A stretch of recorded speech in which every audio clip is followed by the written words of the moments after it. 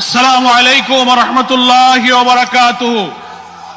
ইন্নাল হামদালিল্লাহ ওয়াস সালাতু ওয়াস সালামু আলা রাসূলিল্লাহ।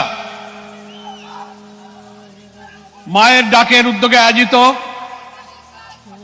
আন্তর্জাতিক মানবাধিকার দিবস উপলক্ষে আজকে ঐতিহাসিক সরোয়ার্দী উদ্যানে এই আবেগঘন পরিবেশের সমাবেশে উপস্থিত দীর্ঘ ফ্যাসিবাদী আওয়ামী দুঃশাসনের কালো যুগে শাহাদাত বরণকারী শহীদদের গর্বিত পরিবারের সদস্যবৃন্দ, আহত ক্ষতবিক্ষত অত্যাচারের নির্যাতনের চিহ্ন নিয়ে উপস্থিত আমার সম্মানিত আন্দোলনের গর্বিত সদস্য ভাই ও বোনেরা, সম্মানিত জাতীয় নেতৃবৃন্দ, সাংবাদিক বন্ধুগণ এবং প্রিয় দেশবাসী, আজকে আন্তর্জাতিক মানবাধিকার দিবস।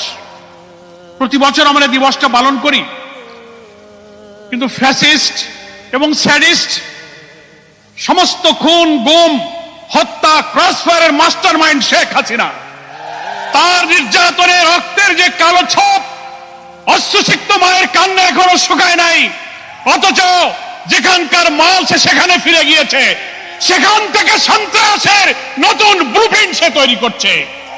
আজকের এই মানবাধিকার দিবসে আমরা বলতে চাই, সেই 2006 সালের 28 অক্টোবর থেকে শুরু করে পিলখানার হত্যাকাণ্ড, হেফাজতের হত্যাকাণ্ড, তারপরে বাংলাদেশের ইসলামী আন্দোলন নেতৃবৃন্দকে বিনা অপরাধে সাজানো মামলা, সাজানো সাক্ষী, সাজানো বাদী, সাজানো বিচারক দিয়ে নির্মমভাবে জুডিশিয়াল কিলিং করা হয়েছে।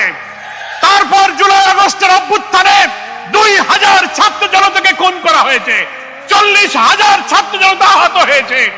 এই গুণ খুনের বিচার বাংলাদেশে না হলে আমাদের এই আন্দোলন, এই ত্যাগ, নতুন বাংলাদেশ নির্মাণের স্বপ্ন ব্যর্থ হয়ে যাবে। আমি প্রশ্ন করতে চাই, বাংলাদেশ নামক রাষ্ট্রে একটি মানবাধিকার কমিশন আছে।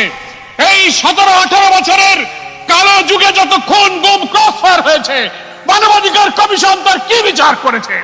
বাংলাদেশের সংবিধানে কমিশনকে এখতিয়ার দেওয়া হয়েছে, তারা সরকারের কাছে, স্বরাষ্ট্র মন্ত্রণালয়ের কাছে অভিযোগ করতে পারে, বিচারের জন্য তারা উদ্যোগ নিতে পারে।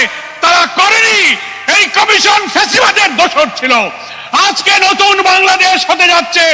আমরা মনে করি আমাদের এই ফ্যাসিবাদ থেকে মুক্তি পেতে গেলে, আমাদের নতুন বাংলাদেশ নির্মাণের জন্য আমাদের প্রাণের সন্তানের যে জীবন দিয়েছে, সেই রক্তের দায় শোধ করতে গেলে আগামী জাতীয় নির্বাচনের পূর্বে আমাদের এই 24-এর অভ্যুত্থানের যে চেতনা, সেই চেতনা ধারণ করে একটি জাতীয় ঐক্যের মধ্য দিয়ে নির্বাচনী কৌশলে আওয়ামী লীগকে রাজনীতি থেকে বিদায় দিতে হবে। প্রিয় ভাইরা আমার, আজকে বাংলাদেশের মানুষ বর্তমান সরকারের অর্থাৎ অন্তর্বর্তীকালীন সরকারের প্রধান উপদেষ্টা ডক্টর মোহাম্মদ ইউনূসের ডাকে সাড়া দিয়ে গত 4 তারিখে দেশ এবং দুনিয়াকে আমার জাতীয় ঐক্যের প্রমাণ দিয়েছি।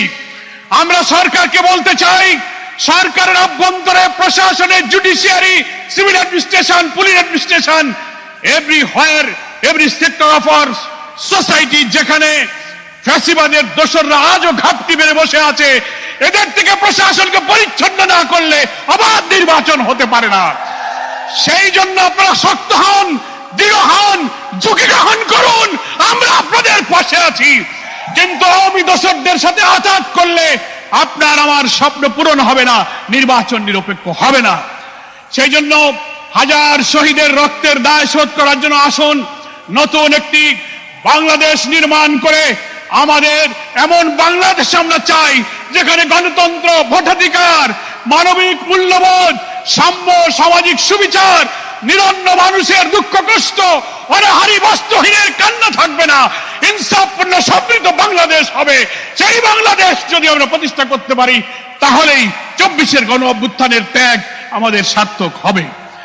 মায়ের ডাক, আজকে বাংলাদেশে যে ডাক দিয়েছেন, আজকে অশ্রুসিক্ত স্ত্রীদের কান্না, পিতাহারা সন্তান, স্বামীহারা বিধবা স্ত্রী, পরিবারের লোকেরা যে ভারাক্রান্ত পরিবেশ তৈরি করেছে চোখের পানি ছেড়ে, আমি মনে করি সরকার, জাতীয় নেতৃবৃন্দ, দেশবাসী আসুন, কোন অপপ্রচার, কোন ষড়যন্ত্র, কোন বিদেশি চক্রান্তের মাথা নত না করে আমরা একটি সাহসী সংগ্রামে জাতীয় ঐক্য গড়ে তুলে জাতীয় নির্বাচনের গণতান্ত্রিক পথে আমরা আওয়ামী লীগকে চিরবিদায় করে দিই।